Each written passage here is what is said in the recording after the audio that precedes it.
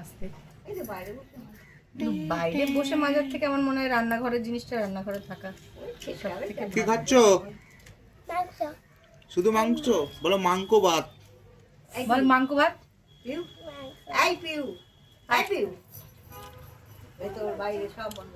এই যে ওদের জন্য আমরা খাবার এনেছি, ওরা খাওয়াচ্ছে, ওর মিমি খাইয়ে দিচ্ছে।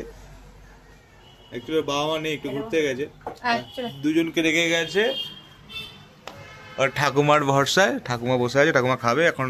আমার বড় ভাগ্নি আর ছোট ভাগ্নিকে ওর মিমি খাইয়ে দিচ্ছে। এই যে ভাত মাংস মেখে দিয়েছে, মাছ ভাজা, দেখ এই যে মাছ ভাজা নিয়েছে। কি খাচ্ছ? বলে দাও কি খাচ্ছ আমি তুমি দিদি? মাংস ভাত আর মাছ। মাংস ভাত আর মাছ। তুই খেয়েছিস একবারও?